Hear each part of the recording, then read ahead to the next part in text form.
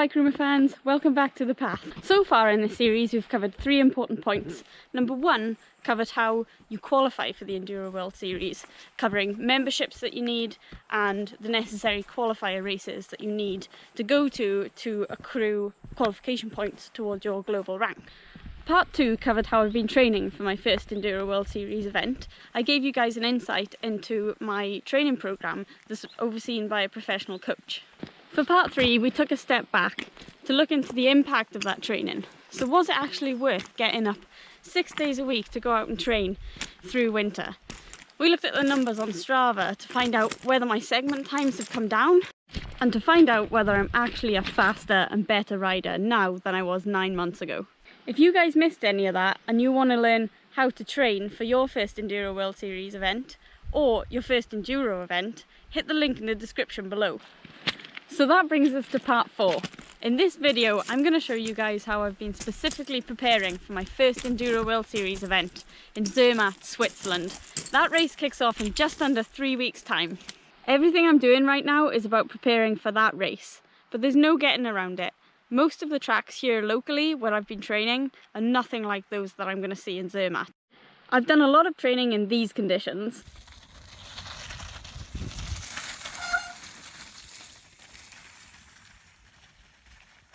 How is that going to translate to these conditions?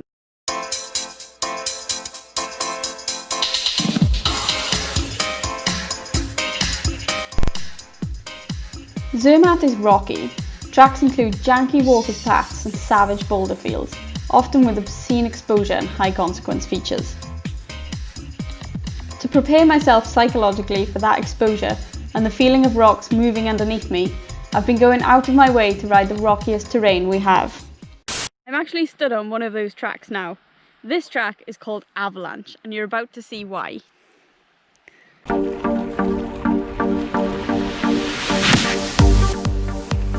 Trails like this one are perfect for desensitising your brain to exposure.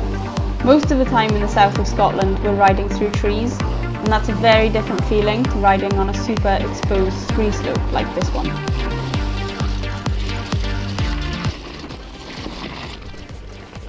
I'm approaching an obscenely steep chute onto the fire road now.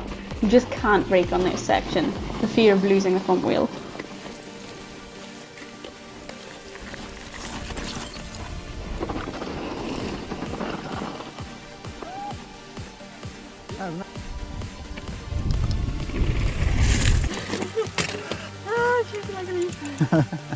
Just take it easy.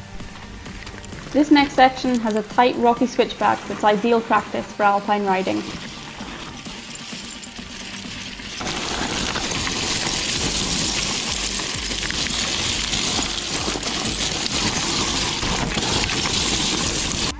There's a good spot to crash.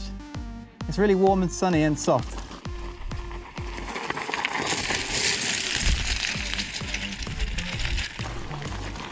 The trail now gets horribly steep and the surface is loose gravel that you can't brake harshly on as the wheels will just lock up instantly. If you pick up too much speed at any point you're in trouble because there's nowhere safe to slow down.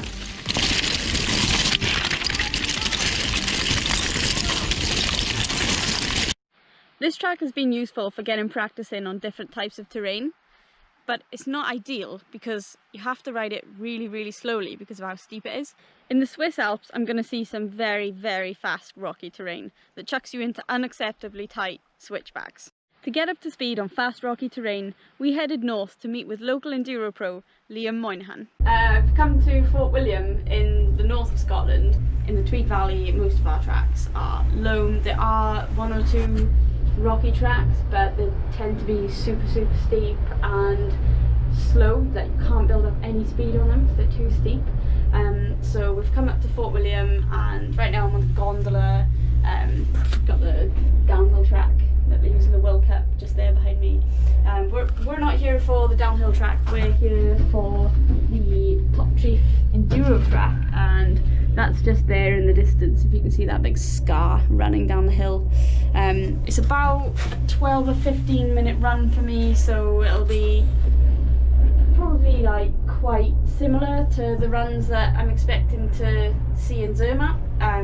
So I reckon in Scotland at least this place is kind of one of the best places to come and prepare for the kind of rocky walkers path tracks that we're going to see in Zermatt. So I've come out with a local pro, Moynihan. He's showing us the lines on this track today, so yeah, let's get to it.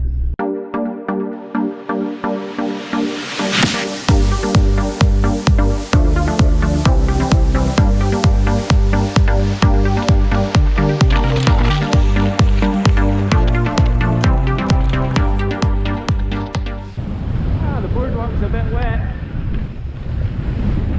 and it's windy. Liam raced in Zermatt last season, so he's got a good idea of what lies in store.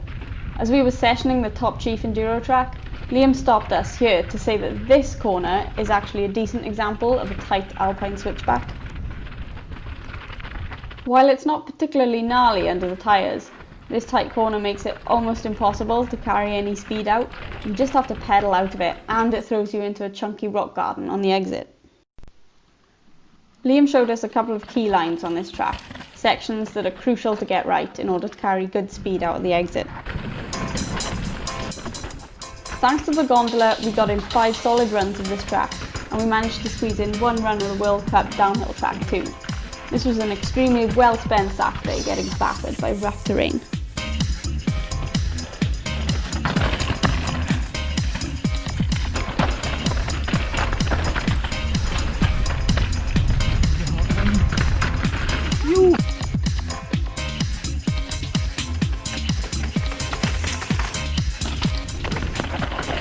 You can find the full run of Top Chief on our YouTube channel.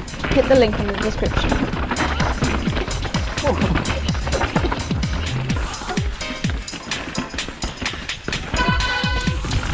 Alright.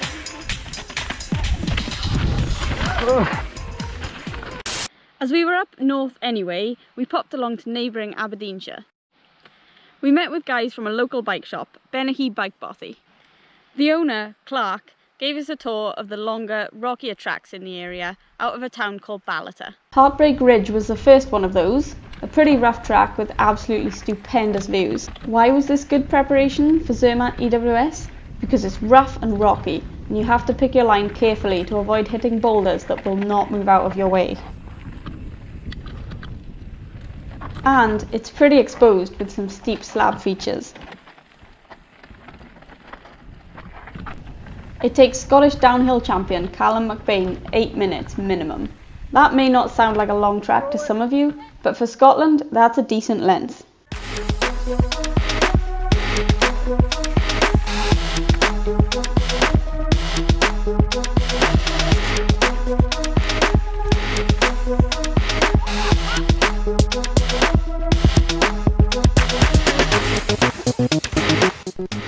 The second trail we rode out of Ballata was Mastermind.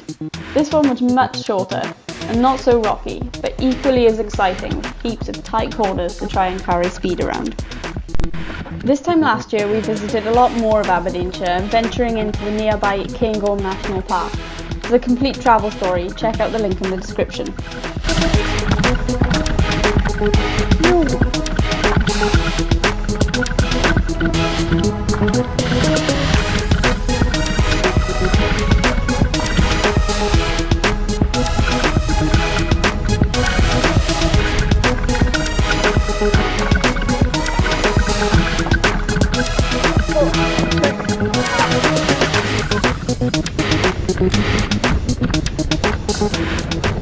I almost forgot to mention a key point about the on-bike sessions. So I've talked about the hill interval session that I do once a week in a previous video.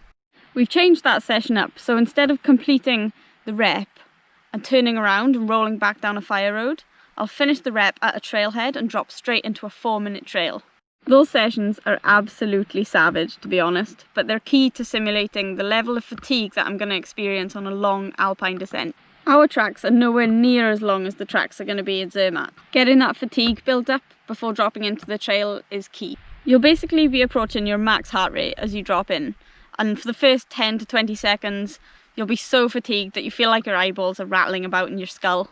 You should try it, it's great. What about off the bike?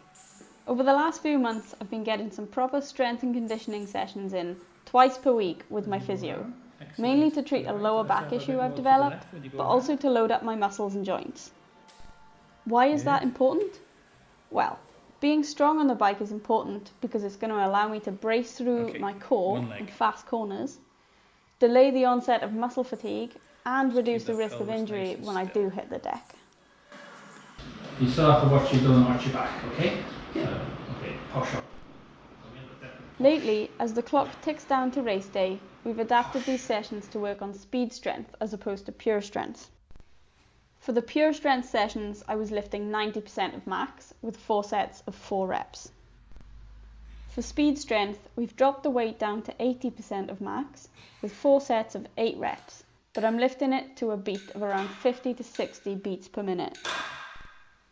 Between shoulder press, deadlift and squats, I'm lifting around 4 ton per session. In a few days' time, I'll be heading out to Val d'Isère in France. I'm going to spend some days in the bike park getting used to the alpine terrain, because the key thing about Zermatt is that it's at altitude. I think one of the trails kicks off at like 3,000 meters or something. I've no idea how my body's going to react to that. Apparently there's no way of knowing whether you'll get altitude sickness. So we're going to Val d'Isère because you can actually sleep at 1,800 meters there. It's one of the highest alpine resorts. So I'm hoping to get a bit of adaptation before we go over to Switzerland. That's all, folks. Thanks for watching. Join me next time on the path for my first Enduro World Series event, racing with the pros.